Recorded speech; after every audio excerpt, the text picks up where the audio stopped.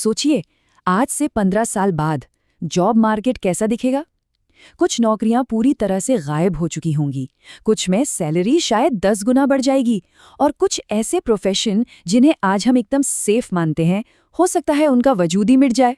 और इन सब बदलावों के बीच एक सवाल है जो आज हर किसी के दिमाग में घूम रहा है, एक डर कि क्या आर्टिफिशियल इंटेलिजेंस हमारी जगह ले लेगा और हम सब बेरोजगार हो जाएंगे। लेकिन शायद ये सवाल ही गलत है। ज्यादा सही सवाल वो है जो इस स्क्रीन पर लिखा है।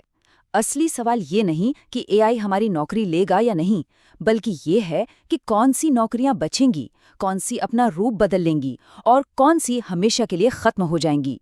चलिए आज इसी सवाल का जवाब ढूंढते हैं। तो इस पूरे मसले को समझने के लिए हमने इसे 4 हिस्सों में तोड़ा है। पहले हम देखेंगे कि व्हाइट कॉलर और ब्लू कॉलर जॉब्स पर एआई का क्या असर हो रहा है। फिर हम उन एरियाज को देखेंगे जहां ग्रोथ के नए मौके बन रहे हैं, और आखिर में इस पूरी तस्वीर को एक साथ जोड़कर देखेंगे। चलिए सबसे पहले बात करते हैं व्हाइट कॉलर जॉब्स की, मतलब कि कॉर्पोरेट, टेक और ऑफिस की नौकरियों का भविष्य क्या होने वाला है। सॉफ्टवेयर डेवलपर्स की कहानी में ना एक बड़ा मजेदार ट्विस्ट है। अभी तो देखिए, इनकी डिमांड बहुत ज्यादा है, लेकिन लंबे समय में एआई बेसिक कोडिंग जैसे काम खुद ब खुद करने लगेगा।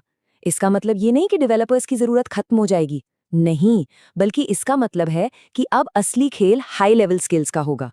एवरेज कोडर्स के लिए मार्केट में टिके रहना बहुत मुश्किल हो सकता है। तो फिर सवाल उठता है कि टेक इंडस्ट्री में भविष्य किसका है। जवाब इस स्क्रीन पर है। एआई इंजीनियर्स, साइबर सिक्योरिटी के एक्सपर्ट्स, सिस्टम आर्किटेक्ट्स और रोबोटिक्स इंजीनियर्स, ये वो रोल्स हैं जिनकी डिमांड ऑटोमेशन बढ़ने के साथ साथ और भी तेजी से बढ़ेगी। अब जरा अकाउंटिंग और फाइनेंस की दुनिया का हाल देखें। एआई पहले से ही टैक्स फाइलिंग, ऑडिटिंग और रिपोर्टिंग जैसे रोज के काम संभाल रहा है। इससे हो क्या रहा है? इससे इंसानों का रोल बदल रहा है। अब फोकस बड़ी स्ट्रैटेजी बनाने और कॉम्प्लेक्स डेटा को एनालाइज करने पर शिफ्ट हो रहा है। मतलब भविष्य फाइनेंशियल स्ट्रैटेजिस्ट और रिस्क एनालिस्ट जैसे प्रोफेशनल्स का है। और पता है, कानून के मैदान में भी ठीक यही कहानी चल रही है। एआई अब फटाफट कॉन्ट्रैक्ट ड्राफ्ट कर सकता है, पुराने केस की हिस्ट्री खंगाल सकता है, लेकिन जब बहुत कोर्टरूम में बहस करने की या केस की बड़ी रणनीति बनाने की आती है, तो वहां कमान इंसानों के हाथ में ही रहने वाली है। तो ये तो हो गई ऑफिस जॉब्स की बात। अब ऑफिस से बाहर निकलते हैं और देखते हैं कि फिजिकल काम, मतलब जो शारीरिक मेहनत वाले काम हैं, उनका चेहरा कैसे बदल रहा है। तो हमारा अगला पड़ाव है blue collar automation. Self driving गाड़ियों के आने से ड्राइविंग जॉब्स पर बहुत बड़ा असर पड़ेगा, जैसा कि ये चार्ट दिखा रहा है। ट्रक ड्राइविंग कम होगी और डेवलप्ड देशों में टैक्सियां ऑटोमेटिक होने लगेंगी। हाँ, ये बात और है कि भारत जैसे देशों में इंफ्रास्ट्रक्चर की वजह से ये बदलाव थोड़ा धीरे आएगा, पर आएगा जरूर।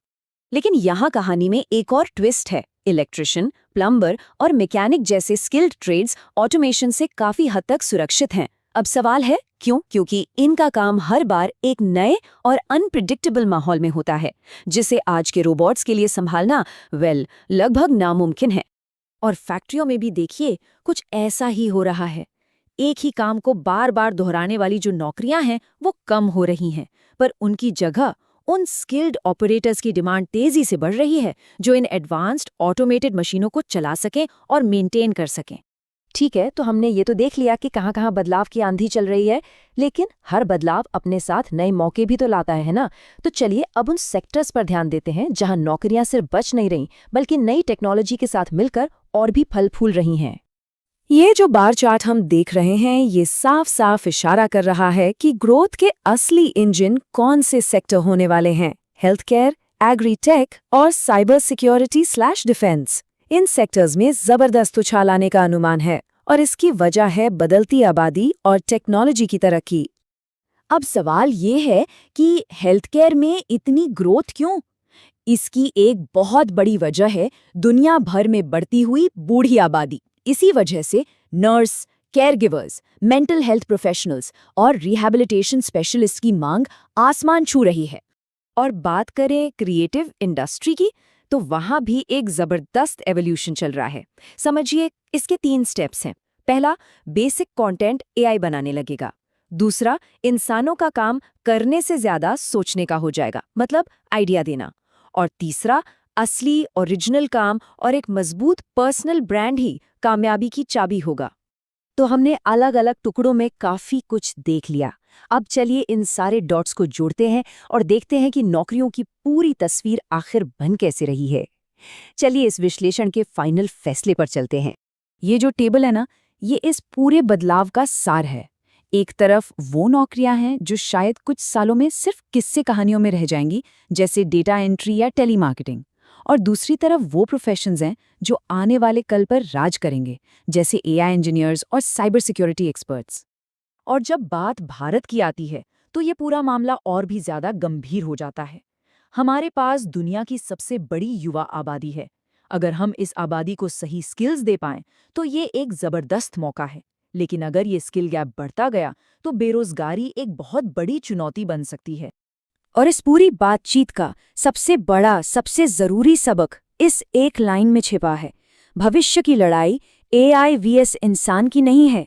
ये लड़ाई है एआई के साथ मिलकर काम करने वाले स्किल्ड इंसानों और बाकी सबके बीच।